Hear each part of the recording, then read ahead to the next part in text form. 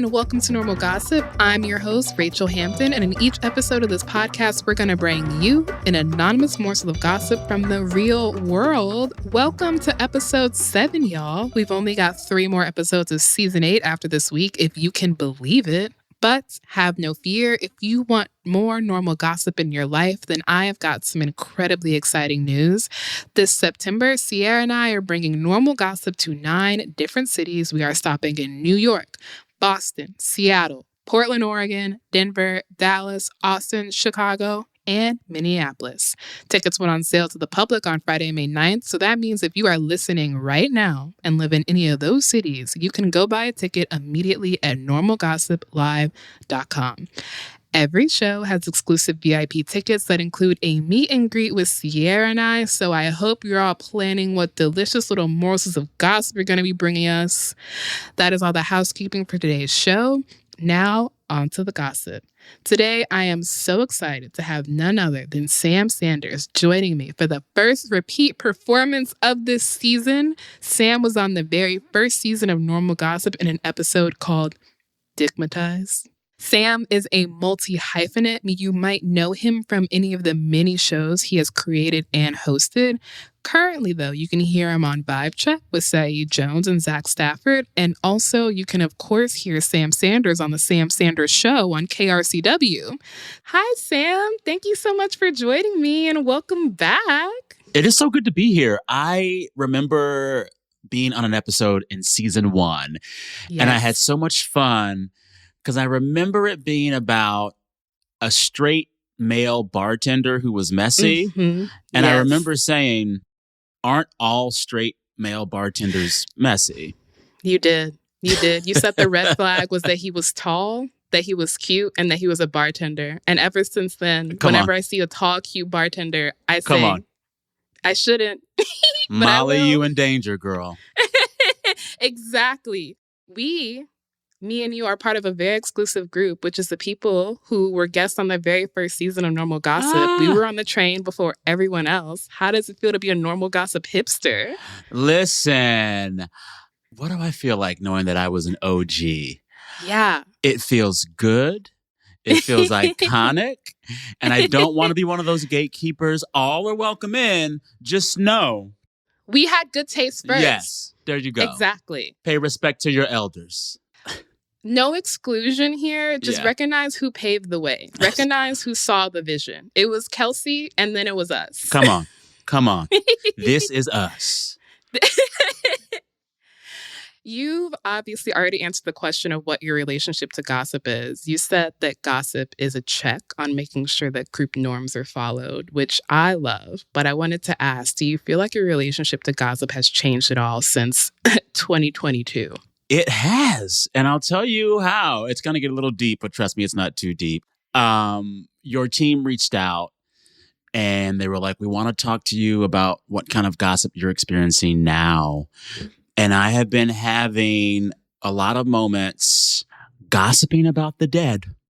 Oh. Yeah. And I never considered talking about the dead to be gossip, but like it is. The definition of gossip is talking about someone who isn't there.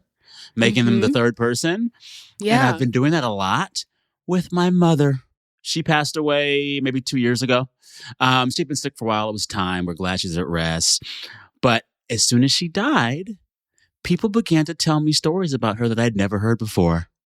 Oh, my God. Most of it good, a little bit messy. But I was like, oh, this is gossip. And it's like, I believe once someone close to us dies, we have this special ability to imagine them in many ways after they're gone and make versions of them that help us and speak to us throughout our lives. And the gossip about my mother is helping me do that. Yeah, I imagine. I feel like you're getting a new view on her that you didn't have before, like a new perspective, like a piece of a puzzle is being filled. Exactly. I will give you an example that's really funny. Please. Well, first, for starters, after my dad died many years ago, I'll never forget, the gossip started then. In the limo to the cemetery after my dad died, a member of my family told me, oh, that person you think that is this kind of relative, they're actually that kind of relative. Their mama wasn't their mama. Like, literally. I know it's messy, but I love that kind shit. of gossip. I love Give it to me. I Someone's father isn't their father. Tell me immediately. Yes. Who's the father? Exactly. So this gossip from my mother, my favorite bit of dead mom gossip recently, I was out with some friends at a mall in LA. And a lot of malls in LA are really cute, really shishy, but like indoor, outdoor. So it's kind of open air. There are water fountains and fixtures, and you can walk in the sun, which also means that like kids can just run and be a mess. Yeah. Even more so than they could in like a normal mall. And I remember seeing this young boy acting a fool. And I called my Aunt Betty later that day, and I said, you know, Betty, they don't make them like they used to. These kids are a mess. They're not raising them right. No home training. Oh, my God. And I said, I guarantee you, I know for sure, my mama, your sister, didn't raise me that way. She didn't raise me and my brother that way. Yeah. And my Aunt Betty pauses. She starts laughing. And she says, that is so not true. Y'all were Bebe's kids. And I was like, excuse me, miss? And she goes, y'all were Bebe's kids. And I said, what makes you say that? And she says, I'll never forget, Sam. You and your brother were maybe like 6 or 7. Mm-hmm. My Aunt Betty had come to visit her sister, my mother, and all of us. And we all were out shopping. My mother was in a store that she likes. My Aunt Betty was with her. And my brother and I, who were little banshees, were running around like crazy, my aunt tells me. And she's like, y'all were playing hide and go seek in the racks of the clothes. I can see it. Up and down the escalators, just being a fool. Mm-hmm. And so my Aunt Betty says, she goes, I'll go to your mother, my sister, and I say, Regina, catch your kids. What are they doing? This is bad. Sit them down. And then Betty says, my mother puts down the dress she's looking at, looks at my Aunt Betty, and she says, as much money as I'm about to spend in this store, my little black boys can cut up as much as the white kids. And then my Aunt Betty sat her ass down, and that was that. But it revealed to me that like this version of my mother that I had created, this strict disciplinarian, not quite. Didn't exist. Oh my God. Okay, iconic line from your mother. Iconic. Obsessed. Yeah. I feel like one of the things that happens as you get older is that you start seeing your parents as people rather than just your parents. And you realize that they were fully formed humans before you even showed up. Before you existed, and that they had whole lives that don't include you. And it's like, oh, that's wild. I don't know how I feel about that. Oh, yeah. But then for that process to continue with like, your mom's gone, but you're still learning about her. Oh, yeah. Like, it's that's incredible. So beautiful. Yeah. Well, and like, you know, a lot of times gossip amongst the living can be combative. It can be reductive. It can be messy. Gossip about the dead is usually expansive. And in my case, it's been mostly joyful. Yeah. And I am at the age now where like these words pop up on the internet and I'm not quite sure what they mean. And I'm past the point of like going to urbandictionary.com to find out. But I keep seeing the word lore manifest online. Oh, yes. Mm-hmm. And I was thinking to myself, I was like, you know what? When they're alive and you're talking about them, it's gossip. But when they're dead, it's lore. No, you're It's a beautiful thing. I love that. Wow, Sam. That was a gorgeous piece of gossip. Listen, Regina Sanders. Also, the phrase dead mom gossip is a book title. Girl, there you go. Dead mom gossip. Let's write it. By Sam Sanders. I want to buy it. Done. I'm buying it right now. Done. Bookshop.org. Yes. Yes. Sam, that was a beautiful piece of gossip. Maybe one of the most beautiful. Oh, thank you. Now I have some for you. I love it. Let's dedicate this telling of gossip to my messy mama, Regina Sanders. To Regina Sanders.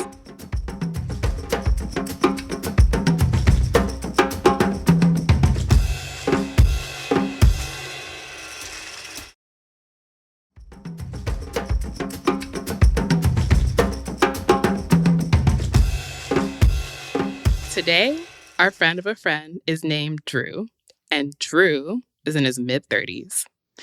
He's British, and he's... Let me tell you something. Skeptical? Brits pretend to be drama-free, but they're messy. The accent fools you. Are you psychic? I might be. You hear the accent, you're like, oh, they got their shit together. Well, Drew has just finished his 3rd year of teaching literature at a university at the UK, and he is setting out on his annual vacation. Mm-hmm. Sam, do you know the kind of guy whose most defining characteristic is that they love to travel? Yeah. Yeah. And you never know how they get all that damn money. You never know. It's always a mystery. Yeah. Drew is one of those kinds of guys. Okay. Part of the reason he'd actually ended up in academia was because he loved that they had, mandated breaks in a school year. And he could travel. Exactly. I'm going to be honest. I'm a girl who won't travel unless it's in comfort. Yeah. I will not be backpacking. There you go. I will not be sharing a bathroom with strangers. I will not have an itinerary. I will not be wearing shower shoes. I'm going to wake up, see how I feel. Exactly. There's no laundry list of things to get to. We're not climbing mountains. We're not, no. Mm-mm. Yeah. What this means for me is that I don't travel a lot because the way I travel is very expensive, and I would rather have an oat vanilla latte whenever I'm sad. There you go. I get that. Drew is not like this. He will forego a little treat so that he can spend at least 3 months a year traveling. 3 months? 3 months. Okay. How do you feel about hostels? Let me tell you something. I can't describe your face, but I'm going to need you to describe the emotion that provoked that face. I wasn't always making decent money. Mm-hmm. I was broke a large portion of my 20s. Yeah. And one thing I never let myself do was stay at a hostel. I will say the one time I went into a hostel into one was to have relations with a man. And I finished and I left and I said, never again to the man or the idea of a hostel. Never again. Yeah, we're on the same page. Unfortunately, our friend of a friend, Drew, is not. He, despite being in his 30s, loves staying in hostels. Partially because they're cheap, but also Drew feels like it's the easiest way to meet interesting people when solo traveling, which he does a lot of. I don't need to meet any more new people. Yeah. I've stayed in a hostel exactly once, I have to admit, in London for 2 nights. And I said, never again. Yeah. I was 19. Oh, I was like, I'm good. Not Drew. Drew is in it. For this year's vacation, he is backpacking through South and Central America for 2 whole months and staying in hostels the entire time. Wow. First, he's going to Havana, then to Mexico City, before ending his trip in Cartagena. Okay. That's a lot. Isn't it? Yeah. In 2 months. Drew found his hostels through his absolute favorite app, the Hostel World app. This is a real app, by the way. It has a 4.9 rating on the Apple Store, Sam, which surprised me. I don't know why. I don't like that. Not only can you find and book hostels through the Hostel World app, you can also connect with other Hostel World users nearby and meet up for excursions and even DM people. None of this appeals to me. Same. But it appeals to Drew because his motto for this trip is basically do it for the plot. Oh, Drew's a mess. Drew's an agent of chaos. So I am not like a do it for the plot ass bitch. Like I love a 5-year plan. Same. You know what the plot is? The plot is my bills and my job. The plot is me living in comfort. Come on. Yeah. So one more important thing to know about Drew, besides the fact that he is a do it for the plot ass bitch, is that our friend of a friend has what I call boyfriend energy. Define that for me. So flirting comes as naturally to Drew as breathing. He holds really good eye contact. When he's talking to you, it feels like you're the only person in the room. He knows how to ask follow-up questions. Like when he makes you laugh, he like touches your arm a little bit. You know who he sounds like? Who? Bill Clinton. I remember they used to say back in the day, whenever Bill Clinton was talking to you, it was like no one else existed. And we know what happened there.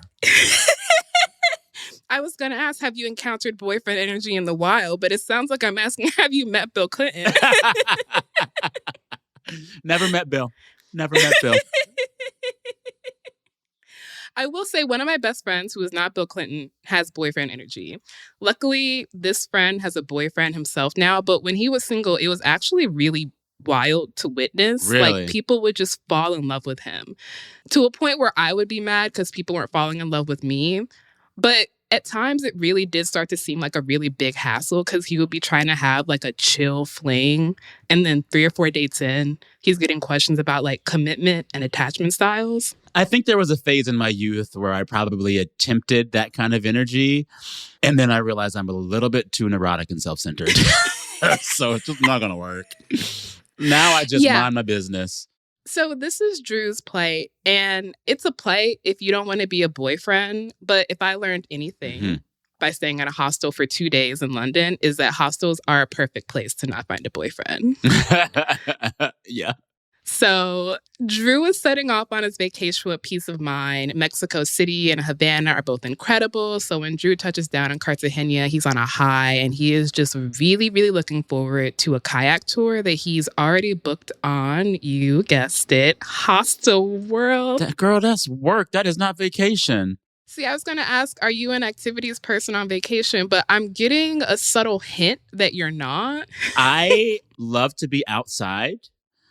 I like to be physically active, hiking, running, all of that. Yeah. If I'm going to get in the water, it's going to be for about 10, 15 minutes. And then I'm going to sit by the water, preferably with a drink. Yes. And if I get on a boat, it needs to have a motor. Someone else needs to be driving it. And I better have a life jacket. And I would love for there to be a bathroom on board. No arm workout. I do biceps at home. There you go. Drew loves a little tour. This little tour is departing from the beach at 8 a.m. See, stop. You out your goddamn mind. 8 a.m. They're kayaking to a nearby island that apparently has a breathtaking view of the city, and then they're going to eat breakfast on the island, and then they're going to return to Cartagena before noon so they can beat the afternoon heat. There are 3 other people who get up at this time for this tour. There are a pair of girls from Denmark, who will be referred to as the Danish girls, and a guy from Australia named Oliver. Technically, there are 4 if you count the guide, but we don't really care about the guide, so they're not important. Okay. The Danish girls are in one kayak, and Oliver and Drew are in another. And Drew can't help noticing that as they're chatting and paddling, that Oliver keeps winking at him. Is Drew straight or gay? Drew is bisexual. And I'm going to be quiet. Drew also can't help noticing that Oliver can't actually wink that well, he just keeps emphatically blinking. But Drew's like, okay, I think I know what's going on. And when Oliver mentions his ex-boyfriend with an emphasis on boy, Drew's like, okay, I definitely know what's going on. I get it. But you know what, though? How are you going to, like, run game and mac on someone and be hot when half your body is inserted into a kayak? I can't spit game in a kayak. Well, somehow Drew manages to notice that Oliver is cute, despite only being able to see the upper part of his body in like a very stereotypically Australian way, like very tan, very blonde, very friendly. How are you feeling so far? I am wishing we could have given this script to Mike White for season 3 of The White Lotus. Ooh, yeah. Let's not talk about that last episode. Girl, see, anywho. Drew actually hasn't experienced a whole lot of romance on this trip besides like a dance floor makeout in Mexico City. And Drew's like, we need further plot development. So this is all working in his favor. Okay. So our kayakers get to the island and they have a lovely breakfast. Everyone's like, isn't this the best fruit you've ever seen in your entire life? Like they see some beautiful views. And it's when they're heading back to the island and Drew is getting into the kayak that his foot slips.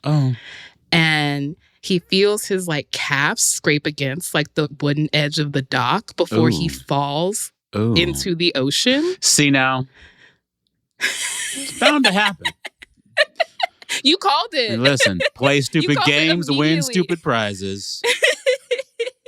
Luckily, Drew is not me, and he is a strong swimmer, so it wasn't too hard for him to get back to shore. But Drew is like, I have tripped very dramatically in front of a cute guy. My clothes are soaked, and my leg is bleeding profusely. Oh, yeah, yeah. What do you do? I mean, and at this point, they're still on the island, so they got to get back. Mm-hmm. Yes. Years ago, when I was a breaking news reporter, my newsroom at the time sent me out to hostile environment training, where you learn what to do if you're like in some shit. And the only thing I remember is tourniquet. Make a tourniquet. Make a tourniquet. Make a tourniquet. Make a tourniquet. Make a tourniquet.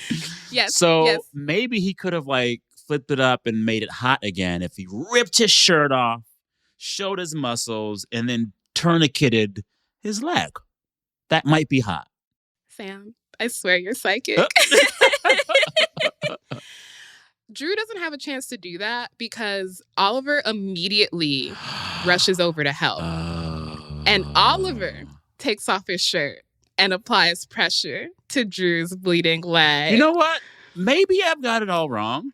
Maybe I need to go to a foreign country, get on a kayak, and wait for a hot man to tourniquet me. Well, Drew can't help noticing Oliver is very muscular.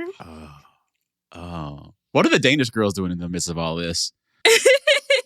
They actually went to go find a first aid kit. Oliver tells Drew this as he is like, are you okay? That looked like it hurt pretty badly.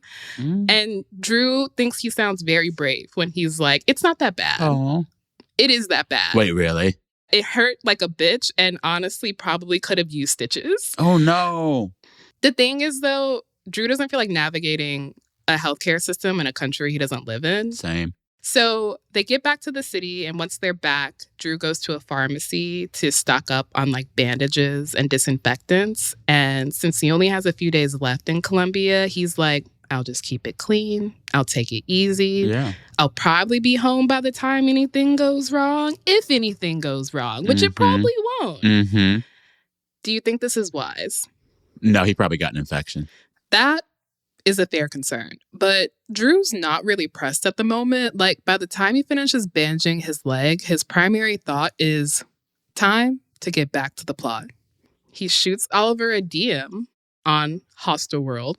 Girl, you can DM on Hostel World? You can DM on Hostel World. Listen, it's like hipster tourist grinder. That low-key seems to be what it's giving. Yes. So Drew DMs Oliver like, I owe you for taking such good care of me. Dinner tonight? On me? Okay. So Drew hears a little notification sound from Hostel World, and Oliver responds like, I'd love to, with a little smiley face. Just name the time and place. So a few hours later, Oliver and Drew meet up in the historic center of Cartagena at a restaurant that has like linens on the table and low music playing and candles lit. Like everything is screaming date in capital letters. Yeah. Including the flirty little banter between Oliver and Drew. Love it. So they continue the night after dinner with a romantic little stroll through the city. They're walking slowly, allegedly, because of Drew's fucked up leg. We all know that's not why they're walking slowly. They're falling in love. Drew's like, this is low-key giving Florence Nightingale, but a plot's a plot. Plot's a plot. Plot's a plot. Eventually, they find a bench by the beach, again, allegedly to rest Drew's fucked up leg. But again, we all know what's really going on here. Drew is at the point where he's starting to feel like a little bit grateful for his fucked up leg. That leg is helping erase hundreds of years of historical bad blood between the Brits and the Australians, because we know their history. This is a peace mission. The mission starts going even more successfully because Oliver kisses Drew. Oh. You're staying in a bunk room in a hostel. Do you try to hook up? No. At this point, you max out your credit card and get a hotel room. Drew is like, my leg's honestly starting to hurt a little bit, and I'm not taking you back to my bunk room in a hostel. Mm-hmm. So they just end their night with a cute little makeout and make plans to meet up the following morning for breakfast. Mm-hmm. Well, something I forgot to mention about Drew is that he has boyfriend energy, but he's also kind of a hopeless romantic. He's just a little too into Lord Byron. Yeah, no. He loves the grand gesture. He does handwritten letters, I bet you. Well, his friends have told him that he can accidentally love bomb people. It's never an accident. Well, Drew's like, it's just because the bar for romance is so low these days. Drew. Drew's one of those guys who is always the mess but never thinks he's the mess. That's Drew. I'm feeling that. I'm starting to feel that. Let me not judge too early, but I'm starting to feel that. That's the name of the game here. Judge early and often. Okay. I'm in. The morning after Drew and Oliver's makeout on the bench, Drew hobbles his way around the neighborhood to prep a little breakfast picnic for the two of them. He buys some jam and fresh bread. When he sees a little bouquet of flowers, he's like, why not? Let's set the mood. Oh, Drew is love bombing. Okay, Drew. If someone did this for me, I would be like, you want to get married? Exactly. You want to have children with me? Show me, what kind of green card do you need? You're coming home with me. With me. Immediately, we'll start that paperwork right now. Yeah. My auntie's on FaceTime. She wants to meet you. It's happening. It's happening. Yeah, when Oliver sees Drew with all of his picnic supplies, Oliver is like the shocked Pikachu meme. Just eyes wide open. It's too much. Drew's a little bit like, damn, bitch, you live like this? He's like, this is the bare minimum. You deserve better than this. Oliver gives him one of his little fucked up winks that's not really a wink. The blink. And he's like, I'm starting to think I do deserve better. They go have their little picnic and they're resuming their flirty little banter. They're talking about their travels and their zodiac signs. Mm-hmm. Oliver is a Pisces. Drew is a Sagittarius. Okay. Oliver is telling Drew about his Venus in Cancer when he's like, yeah, I can get attached to people a little bit too easily. And then Oliver is like, and I definitely, absolutely believe in love at first sight. Oh, God. See, I almost wanted to be rooting for both of them. Yeah. And now I take it back. They deserve whatever mess befalls them. Drew's like, okay. So now Drew is freaked out. Well, then Oliver turns to him and is like, what if I told you that I love you? Wow. A man you have known for 30 hours has just asked you, what if I told you that I love you? What do you do? If I'm getting all these pick-me vibes, love bomb vibes, what we're going to do is hook up. And then I'm going to slow walk you for a few days, assess how I feel, and then re-engage. Yeah. Because I am, let me try the milk. You're like, all right. Yeah, let me try the milk, see how it runs through my system, and then reassess. Yeah. But there will be no saying, I think I love you. Well, Drew is like, since we met yesterday, I would probably say I don't love you back. Yep. And Oliver sort of laughs and is like, yeah, you're right. It would be crazy if I said something like that. And then Oliver's like, but, hypothetically, how do you feel about long distance? Girl. So Drew chokes on a passion fruit seed at this point. The symbolism there, choking on passion. Wow. Beautiful.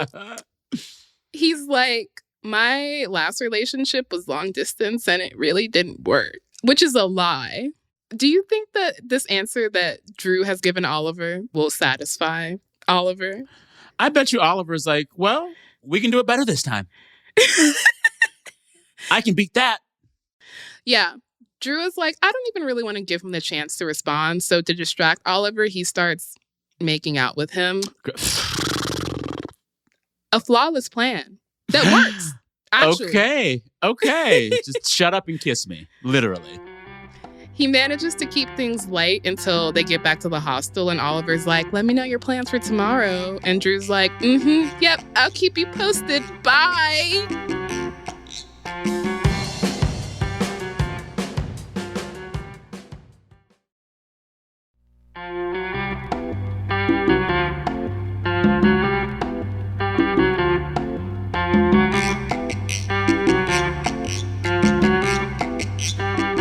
So, Drew has just escaped Oliver. He gets back to his bunk room and he meets two new people who have moved in.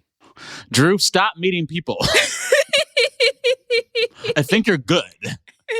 You're good on friends. You're good on friends. These two new people will be referred to as the Canadians because they are from Canada. Drew and the Canadians vibe pretty well. So when the Canadians ask Drew if he wants to join them for a night out on the town, he immediately says yes. With that leg? Girl. But the plan for the night is to bar hop. So he feels optimistic that he'll hopping be able on one to leg. He's like, I'll be able to find a seat. Oh my God. How do you feel about karaoke? You know what? Actually, I fucking love it. It brings the people together. It does. Drew takes karaoke extremely seriously, but not in the annoying way. Not in the annoying way. Not in the Bohemian Rhapsody way. Like, exactly. That song is too goddamn long. Don't do it. And you can't hit the notes. No. My go-to karaoke song, Salt and Pepper's Push It. It's probably like 18 words. And everyone knows them. That's a great choice. Drew also has some staple songs. Oh. So he immediately sings With Arms Wide Open by Creed with the Canadians. Honestly, I have done Creed's Higher at karaoke. It works. Yes. So they've just finished singing With Arms Wide Open. I take it back. I love this story now. They sang With Arms Wide Open. But then into the bar walks none other than Oliver. Girl. The Canadians had been too friendly and had apparently posted about their karaoke night on the Hostel World app. This is a problem. Drew's like, I have been betrayed by my one true love, the Hostel World app. Yeah. Also, gosh, talk about an agent of chaos, the Hostel World app. I know. 4.9 stars. Oof. I know. Messy, messy, mess. Oliver immediately sidles up to Drew and he's like, you want to sing a song together? Oh. Do you sing a song together? Oh, no. No? I'd be like, hitting those notes on that Creed song. I need to rest my voice. Vocal rest, baby. Vocal rest. Drew's like, karaoke is a sacred space where no one can be excluded. So he's like, yeah, sure, fine. He perhaps makes another mistake by letting Oliver pick the song. See, we already know Oliver doesn't make great decisions. Doesn't think before he leaps. So Drew joins Oliver on stage and the opening notes of Islands in the Stream by Dolly Parton and Kenny Rogers start playing. Wow. Is that a love? I know the song and the melody, never dug into the lyrics. Let's see. Is it like a love song? Well, I do have some choice lyrics for us. There are, baby, when I met you, there was a peace unknown. Oh. And then there's, the message is clear. This could be the year for the real thing. Oh. And we cannot forget, all this love we feel needs no conversation. Oh, no. I pulled the lyrics now. There's another line that says, I set out to get you with a fine-tooth comb. What? I can't live without you if the love was gone. Oh. But that won't happen to us, and we got no doubt. Too deep in love, and we got no way out.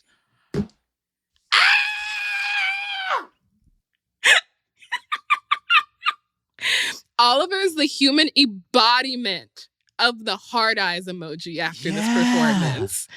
But the thing is, Drew can't even deny that they crushed their performance. They have incredible chemistry. Drew. How are you already that lost in the sauce? Well, Drew retreats into bro mode. He's like, dude, we did so good. And then he runs away to the bathroom. Did you like my bro voice? I love that. I love that. Thank you. I love that code switch. Yes. So, do you end your night here? Or do you try to keep the night going? I am. From the bathroom break, I sneak out. Yes. And maybe I don't even go back to the same hostel because he knows where it is. Yeah, no, girl. I think that you're smarter than Drew because Drew is determined to keep the plot going. Drew, what is your trauma? Drew. So he gathers the Canadians and is like, I heard about this incredible jazz bar, but the line apparently gets really long after 11, so we should head out. And they make their escape as Oliver is on stage singing 1,000 Miles by Vanessa Carlton. The mess on mess. They make it to the jazz bar, which is dim, and the music's so loud that Drew can like feel it in his bones, and it is absolutely free of Australians, so the vibes immaculate. Okay. All right. Yeah. Okay. Yeah. Drew and the Canadians stay until 1 a.m. when they get hungry, and they're like, let's go find a street cart. And they find one. Drew's mouth is watering when he reaches for his fanny pack. And this is the first time that Drew realizes that his fanny pack is no longer around his waist. Girl. Drew's fanny pack that has not just his phone, but his wallet. Oh, Drew doesn't go out with his passport, so that's still back at the hostel. Thank but goodness. His plane ticket is on his phone. No. And without his wallet, he can't pay for anything. No, Drew. Have you ever been pickpocketed? A car that I had years ago got broken into. Oh. But what I had was so raggedy, they literally just dropped the bag next to like the parking lot. I kid you not.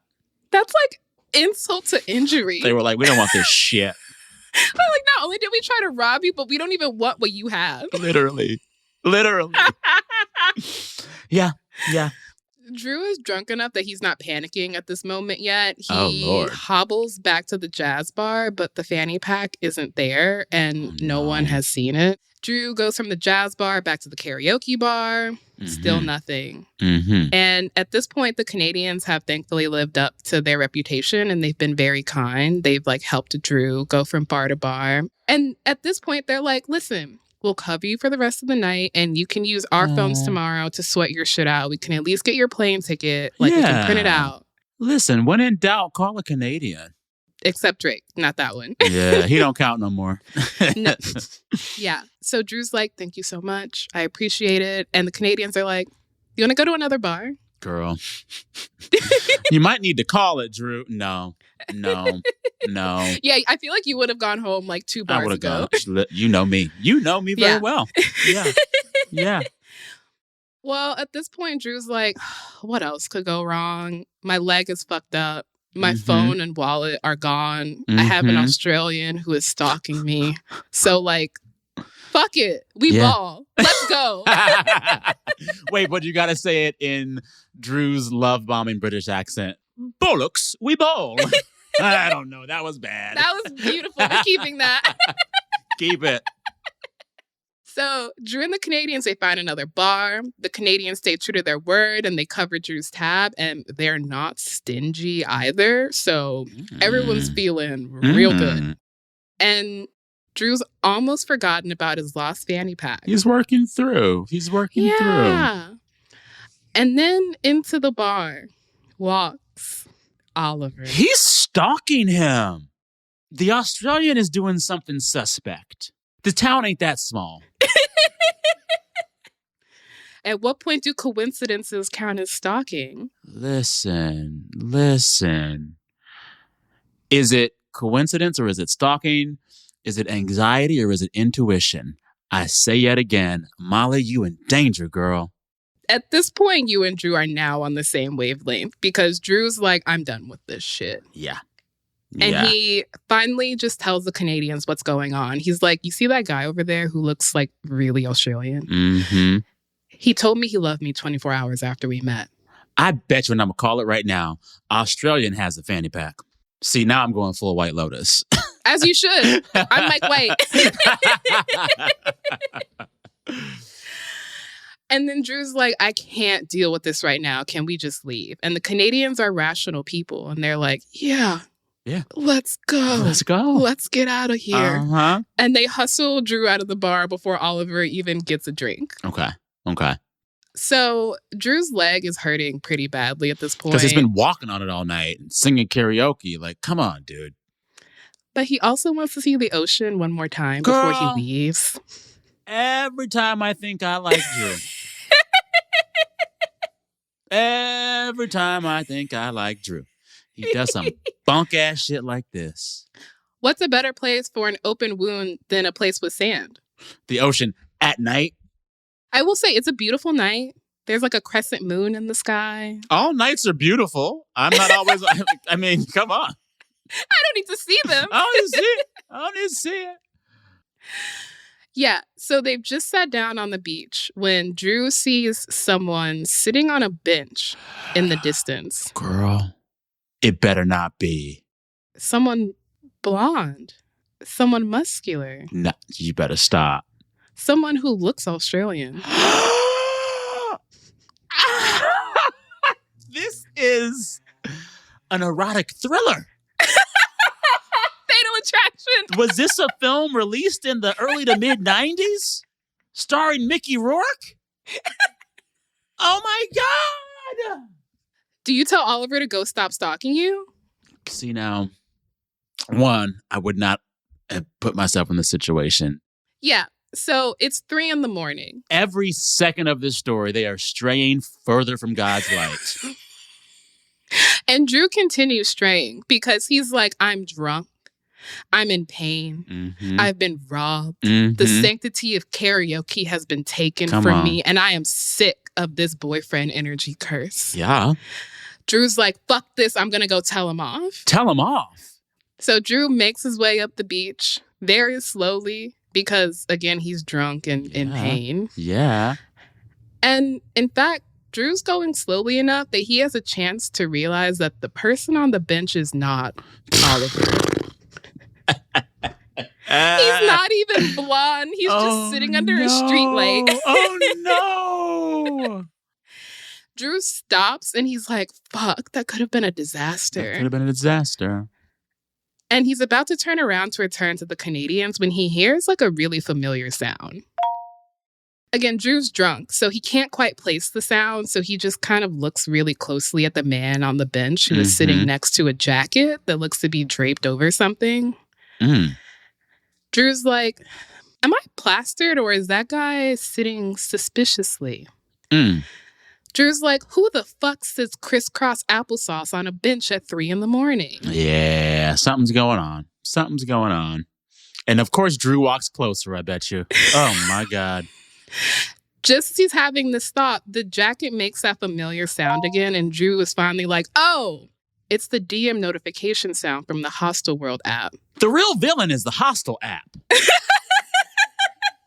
Ban it from the Apple Store. Literally. Drew is suddenly possessed by that sort of like blinding conviction that only really, really drunk people have. Mm-hmm. Like, he literally told us in his email, I don't know how I thought this in my drunk brain, but I thought my bag is under that jacket. Oh, main character energy. What do you do? I mean, what if it's just the guy on the bench's bag? What if he has the Hostel World app? Thank you. Because, I mean, it seems like all the kids in this town do. I'm going to tell you what I would have done, which is never gotten into this situation. But I'm going to predict what Drew is going to do, and that is confront this stranger with his Canadians who deserve better. Justice for the Canadians. Yeah, they ain't do nothing wrong. They're just trying to help. Yeah. So the DM notification sound comes again. Mm-hmm. And Drew just doesn't think. He grabs the jacket. He goes to this man on the bench who he does not know. Does not know. A complete stranger. He just grabs the jacket with that drunken conviction. But there, lying on the bench, is his fanny pack. What?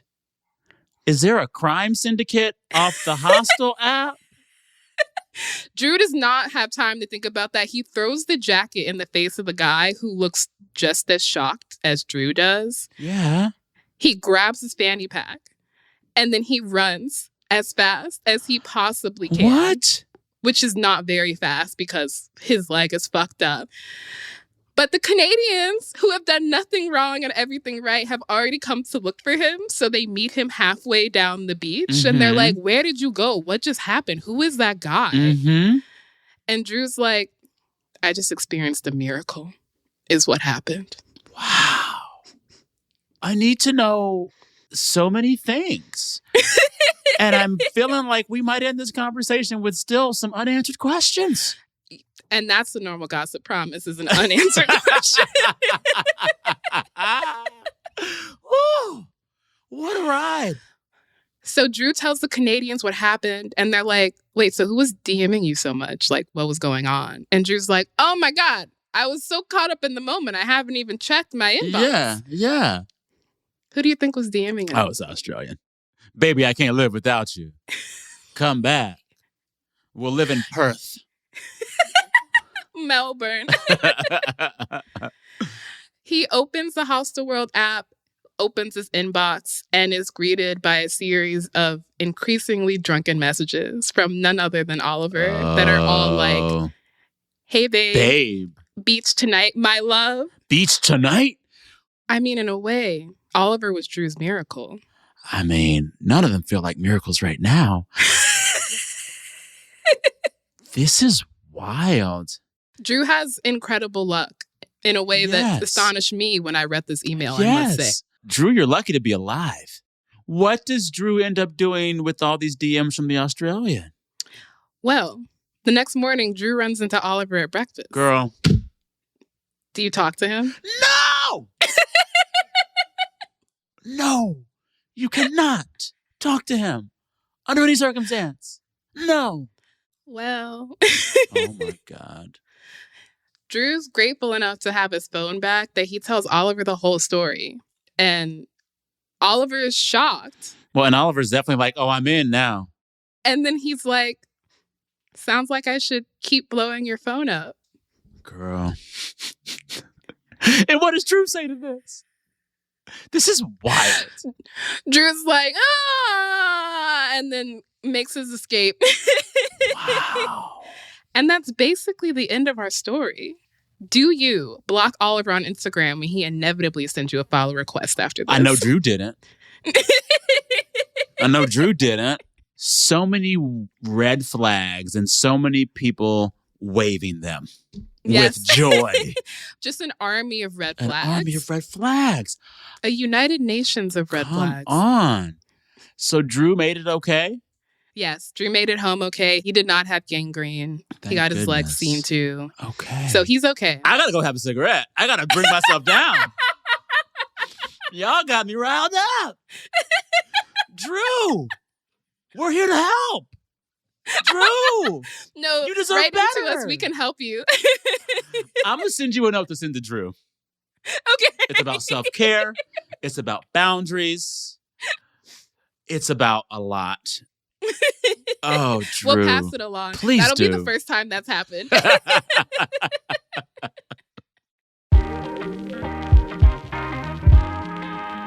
Thank you for listening to Normal Gossip. If you have a gossip story to share with us, email us at normalgossip@defector.com. Or you can leave us a voicemail at 2679-GOSSIP. If you love this podcast and want to support us, become a friend or a friend of a friend at supportnormalgossip.com. You can follow the show on Instagram and TikTok at Normal Gossip. You can follow me on all social media at HeyDanae, HEYYDNAE. This podcast was produced by Sierra Spragley Ricks and Jay Tolvieira. Thank you to Samantha Gatzik, our audio engineer, and thank you to Danielle Hewitt for your additional production help this season. The co-creators and Dowager Queens of Normal Gossip are Alex Sujan Laughlin and Kelsey McKinney. Justin Ellis is Defector's projects editor. Jasper Wang and Sean Kuhn are Defector's business guys. Alex Sujan Laughlin is Defector's supervising producer. Tom Lay is our editor-in-chief. Dan McQuaid runs our merch store, which you can find at normalgossip.store. Tara Jacoby designed our show art. Thank you to Catherine Shu, Brandy Jensen, Louise Paez-Pumar, Chris Thompson, Jasper Wang, Sabrina Imbler, Dave McKenna, Patrick Redford, and Ray Rado for all your help on this season. Thank you to the rest of the Defector staff. Defector Media is a collectively owned, subscriber-based media company. Normal Gossip is a proud member of Radiotopia. I'm your host, Rachel Hampton, and remember, you didn't hear this from me.